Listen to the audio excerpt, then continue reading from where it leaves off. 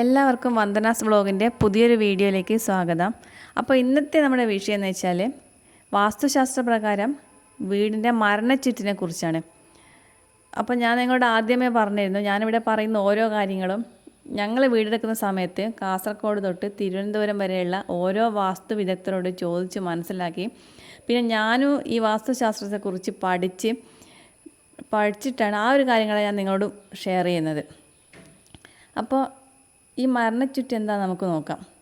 വീടിന് ഒരുപാട് ടൈപ്പ് ചുറ്റുകളുണ്ട്, പക്ഷേ നമ്മൾ കോമൺ ആയിട്ട് കേൾക്കുന്നത് മരണച്ചുറ്റ് മാത്രം. ബാല്യം, യൗവനം, വാർദ്ധക്യം, പിന്നെ ഉത്തമം, അധമം, അതിലൊന്നാണ് ഈ മരണച്ചുറ്റ്.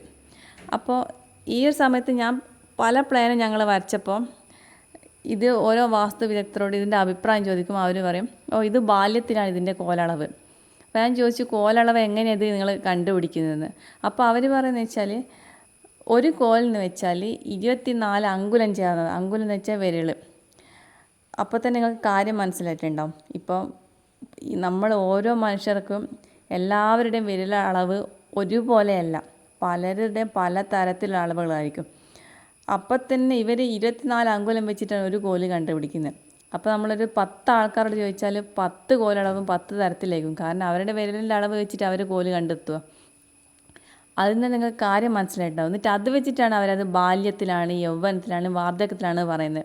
അപ്പം ബാല്യത്തിലായാലും എന്താ സംഭവിക്കുന്നത് ഞാൻ ചോദിച്ചപ്പോൾ ഇവർ പറയുന്ന മറുപടി എന്ന് വെച്ചാൽ അവിടെ താമസിക്കുന്ന എല്ലാവരും എപ്പോഴും കൊച്ചു കുട്ടികളൊക്കെ കളിയായിരിക്കുന്നു. എന്ന് വെച്ചാൽ മുതിർന്നാലും, ഒരു 90 വയസ്സുള്ള മുതിർന്നാലും, അല്ലെങ്കിൽ 80 വയസ്സ്, 60 വയസ്സോ 15 വയസ്സായാലും എല്ലാവർക്കും ഒരേ ടൈപ്പ് സ്വഭാവമായിരിക്കും എന്ന് പറഞ്ഞു. പിന്നെ യൗവനത്തിനാണെങ്കിൽ 100 വയസ്സായാലും ആ വീട്ടിൽ നിൽക്കുകയാണെങ്കിൽ ചുറുചുറുക്കോടെ, ഈ യൗവനത്തിൻ്റെ ചുറുചുറുക്കും പ്രസരിപ്പോടെ നമുക്ക് താമസിക്കാൻ കഴിയുന്നു.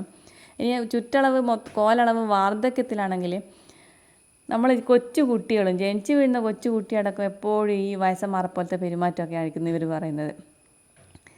അപ്പോൾ സംഭവം ഞാൻ എൻ്റെ സ്വന്തം വീടിൻ്റെ ഒന്ന് അളന്ന് നോക്കി, മൊത്തത്തിൽ തെറ്റാണ് ഇവർ പറയുന്നത്. അവിടെയുള്ള അളവ് ബാല്യത്തിലാണ്. പക്ഷേ എന്താ നമ്മൾ ഓരോ പ്രായത്തിനനുസരിച്ചുള്ള പെരുമാറ്റമാണ് വീട്ടിലുള്ള എല്ലാവരും കാണിക്കുന്നത്.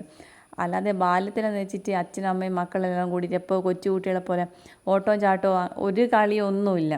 അത് തന്നെ ഇവർ പറയുന്നത് തെറ്റ്. അപ്പോൾ അതിലൊന്നാണ് ഈ മരണച്ചുറ്റെന്ന് പറഞ്ഞ് പേടിപ്പിക്കുക. ഇപ്പം മൊത്തത്തിൽ നമ്മൾ ഓരോ ചാനലിലും കാണലുണ്ട്, ഈ വാസ്തു വിദഗ്ധൻ ഭയങ്കര കുറിയും തൊട്ടിരിക്കും. അപ്പോൾ ആൾക്കാർ ലെറ്റർ അയക്കും, എൻ്റെ മോളുടെ കല്യാണം നടക്കുന്നില്ല, നിശ്ചയം മുടങ്ങുന്നു, മോന് ജോലി കിട്ടുന്നില്ല, വീടിൻ്റെ അളവ് ഇതിൽ കൊടുക്കുന്നു, നോക്കി പറഞ്ഞു തരുമെന്നു. അപ്പോൾ തന്നെ ഇയാൾ നോക്കി, നിങ്ങളെ വീടിൻ്റെ വർക്ക് ഏരിയ കുറച്ചുകൂടി 2 മീറ്റർ മുന്നോട്ട് കൂട്ടിയെടുത്ത് മേലെ വാർപ്പാക്കണം, പിന്നെ മുന്നിൽ നിങ്ങൾ 3 മീറ്റർ പൊളിച്ചിട്ട് അങ്ങനെ എടുക്കണം, അല്ല ബാത്റൂമിൻ്റെ അളവ് ഇങ്ങനെ മൊത്തത്തിൽ ഇയാൾ വെട്ടിച്ചുരുക്കി കൊടുക്കും. എന്നിട്ട് നമ്മളെ കൊണ്ട് ഇരട്ടി പൈസ ചിലവാക്കിപ്പിക്കും. സത്യം പറഞ്ഞാൽ ഇതൊക്കെ വെറും ഒരു അന്ധവിശ്വാസം. എല്ലാ കാര്യങ്ങളും അന്ധവിശ്വാസം എന്ന് ഞാൻ പറയുന്നില്ല, വാസ്തുവിൽ പല കാര്യങ്ങളും ഉള്ളതാണ്. അതിനെക്കുറിച്ചുള്ള വീഡിയോസ് ഞാൻ ചെയ്യാം.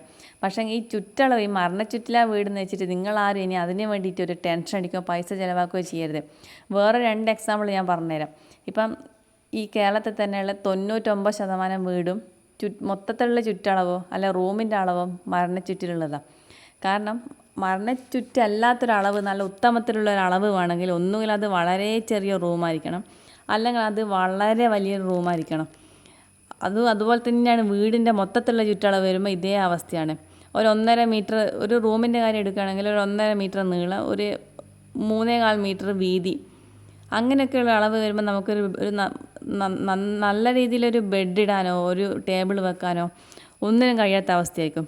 ഇനി അതെല്ലാം എന്ന് വെച്ചാൽ ഒരു 5.5 മീറ്റർ നീളം, ഒരു 7.25 മീറ്റർ വീതിയിൽ ഓരോ ബെഡ്റൂം എടുക്കാൻ നമ്മളെ പോലെയുള്ള സാധാരണക്കാർക്ക് അത്രയും സ്ഥലവും ഇല്ല, ഇന്നത്തെ സാഹചര്യത്തിൽ അതിന് കഴിയേയില്ല. ഇങ്ങനെയൊക്കെ എടുത്താൽ മാത്രമേ ഉത്തമ ചുറ്റളവിൽ വീട് കിട്ടുള്ളൂ. ബാക്കി ഞാൻ പറഞ്ഞ പോലെ 99% വീട്ടിൽ നിങ്ങളെ വീടിൻ്റെ അളവ് തന്നെ എടുത്തു നോക്കും. ബെഡ്റൂം ഒന്നുകിൽ 3x3 മീറ്റർ നീളം അല്ലെങ്കിൽ 3 മീറ്റർ വീതിയുള്ള ബെഡ്റൂം ആയിരിക്കും, അല്ലെങ്കിൽ ഒരു 3.5x4. അതൊക്കെ ചുറ്റളവ് മരണച്ചുറ്റിലേക്കോ അല്ലെങ്കിൽ അധമോ ബാല്യം ഈ ഒരു അളവിലേക്കാണ് വരുന്നത്.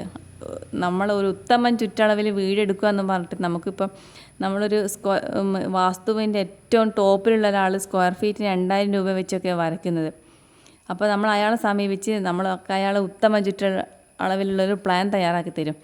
അപ്പോൾ ഈ മേസ്തിരി ഇതേ അളവ് തന്നെയാണോ കല്ല് വെച്ച് കെട്ടുന്നത്? അല്ല. ഇനി അഥവാ കെട്ടിയാൽ തന്നെ വീട് പൊങ്ങി അതിന് തേപ്പ് വരുമ്പോൾ അപ്പോൾ ഇയാളൊരു അവിടെ എഴുതി ഭിത്തിപ്പുറം ഇത്ര ഇഞ്ച് കനത്തിൽ തേക്കാവൂ, ഭിത്തിക്കകത്ത് ഇത്ര, ഇങ്ങനെയൊക്കെ ഓരോ അളവ് കൊടുത്തിട്ടുണ്ടാവും. എന്നിട്ട് നമ്മൾ കൂടുതൽ പൈസ ചിലവിട്ട് ഈ തേപ്പ് പ്ലാസ്റ്ററിങ് സമയത്ത് കറക്റ്റ് അളവ് തേപ്പിച്ച് ഒരു എന്താ പറയണ്ട, 1 മില്ലിമീറ്റർ ഒന്ന് കൂടിയാൽ അളവ് തെറ്റിയില്ലേ, കൂടൂല, എന്തായാലും കൂടും, 100% ഉറപ്പാണ്. അല്ല 1 സെൻറ്റിമീറ്റർ ഒന്നും പുറത്തേക്ക് ഭിത്തിപ്പുറമായാലോ, ഒരു കല്ല് തേച്ച് കൊടുക്കുമ്പോൾ എന്തായാലും പുറത്തേക്കാവും. അല്ലെങ്കിൽ നമ്മൾ ഫ്ലോറിങ്ങിൻ്റെ പണി നടക്കുമ്പോൾ അതിൽ ടൈൽസോ മാർബിളോ എന്തെങ്കിലും വെക്കുമ്പോൾ അതിൻ്റെയും കൂടി അത്രയും വീതി കട്ടിയിൽ പുറത്തേക്ക് തള്ളി നിൽക്കും. അപ്പോഴൊക്കെ നമ്മൾ അളവ് തെറ്റി.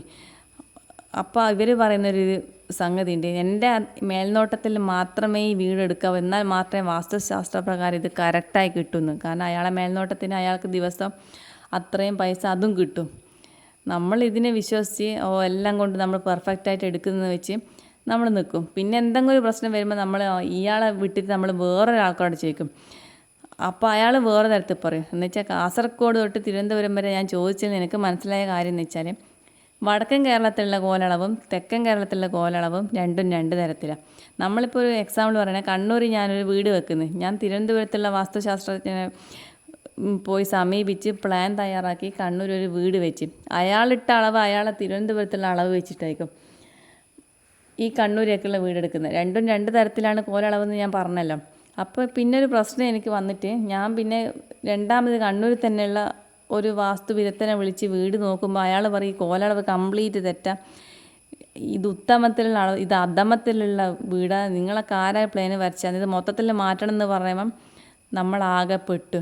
അതുകൊണ്ട് തന്നെ നിങ്ങൾ ഒരു കാര്യം മനസ്സിലാക്കുക, പണ്ടുള്ള കാലത്ത് ഈ മെഷറിങ് ടേപ്പൊന്നും ഇല്ലാത്ത സമയത്ത് അവർ ഈ വിരൽ വെച്ച് അളന്ന് ഒരു വടിക്കഷ്ണത്തിനൊക്കെ അളവിട്ട് ഇട്ട പേരുകൾ മാത്രമാണ് ഈ മരണച്ചുറ്റും, ഈ യൗവനം, വാർദ്ധക്യം, അധമ, ഉത്തമം എന്നുള്ളത്. അതുകൊണ്ട് നിങ്ങൾ ആരും ഇതിന് പുറകെ ഈ ഒരു കാലത്ത് പോകരുത്. വേറൊരു എക്സാമ്പിൾ പറയുകയെന്ന് വെച്ചാൽ, ഞാനിപ്പോൾ എൻ്റെ വീട്ടിൻ്റെ ഹാള് ഉത്തമം ചുറ്റളവിലുള്ളതാണ്. ഞാൻ ഈ ഹാളിൽ ഇരുന്നിട്ട് എനിക്ക് ലോട്ടറി എന്ന് പെട്ടെന്നൊരു ന്യൂസ് കേട്ട്, എനിക്ക് 1 കോടി രൂപ ലോട്ടറി അടിച്ചിട്ടുണ്ടെന്ന്. അപ്പോൾ ഞാൻ ഈ ഹാളിലിരിക്കുമ്പോൾ എനിക്ക് എന്തെന്നില്ലാത്ത സന്തോഷം. കാരണം ഞാൻ ഉത്തമ ചുറ്റളവിലാണല്ലോ ഇരിക്കുന്നത്. എനിക്ക് മനസ്സിന് ഭയങ്കര സന്തോഷം. 1 കോടി അടിച്ചല്ലോ, എൻ്റെ കടമൊക്കെ തീർന്ന് ഞാൻ ടൂറ് പോകേണ്ടത്, അങ്ങനെ പലത് സ്വപ്നം കണ്ട് ഇത് സ്വപ്നം കണ്ടുകൊണ്ട് ഞാനിങ്ങനെ എൻ്റെ മരണച്ചിട്ടുള്ള റൂമിലേക്ക് കാലെടുത്ത് വെക്കലും മൊത്തത്തിൽ എനിക്ക് നെഗറ്റീവ് എനർജി. ഈ വാസ്തുവിദഗ്ധർ പറയുന്ന പോലെ മരണച്ചിട്ടുള്ള വീട് കഴിയുകയാണെങ്കിലോ റൂം കഴിയുകയാണെങ്കിലോ മൊത്തത്തിൽ എപ്പോഴും നെഗറ്റീവ് എനർജി ആയിരിക്കും, മനസ്സിന് സമാധാനക്കുറവ്, എപ്പോൾ നമ്മളൊരു മരണഭയം പിന്തുടരുന്നൊക്കെയാണ് അവർ പറയുന്നത്. അപ്പോൾ ഞാൻ ഈ മരണച്ചിട്ടുള്ള റൂമിലേക്ക് കാലെടുത്ത് വെക്കുന്നതും എനിക്ക് പെട്ടെന്ന് ഈ ലോട്ടറി അടിച്ചുകൊണ്ട് എനിക്ക് മൊത്തത്തിൽ ഈശ്വരൻ എനിക്ക് അടിക്കേണ്ടത്, എനിക്ക് മരിക്കാൻ തോന്നുന്നു, ഇനിയിപ്പോൾ ഞാൻ എന്തൊക്കെയാണ് ചെയ്യാം, മൊത്തത്തിൽ നെഗറ്റീവ് എനർജി എൻ്റെ മനസ്സിലേക്ക് കയറിക്കൂടുമോ? ഇല്ലല്ലോ. അതേപോലെ തന്നെ ഞാനിപ്പോൾ എനിക്ക് ഏറ്റവും പ്രിയപ്പെട്ട ഒരാൾ മരിച്ചെന്നുള്ള വാർത്ത ഞാൻ ഉത്തമ കോലളവിലുള്ള റൂമിലിരുന്ന് കേൾക്കുകയാണെന്ന് ചോദിച്ചു. അപ്പോൾ അവർ, കാരണം ഞാൻ അയാളെ കൊണ്ടാണ് ഉപജീവനം തന്നെ നടത്തുന്നതെന്ന് വിചാരിക്കുക.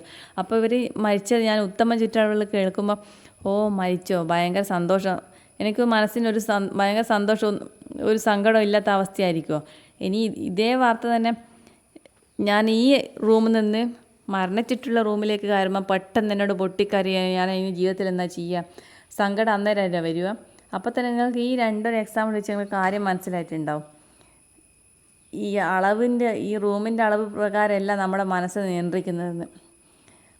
അതുകൊണ്ട് നിങ്ങൾക്ക് ഈ വീഡിയോ കണ്ടിട്ട് ഇനിയെങ്കിലും നിങ്ങൾ ഈ വീട് മരണച്ചുറ്റില്ലെന്നും പറഞ്ഞിട്ട് നമ്മൾ ഓരോ മൂത്ത ആശാരിനെ വീട്ടിൽ വിളിച്ചുകൊണ്ട് വരുമ്പോൾ അവരൊറ്റ നോക്കി തന്നെ പറയും ഇത് മൊത്തത്തിൽ പൊളിക്കണം, ആക്കണം.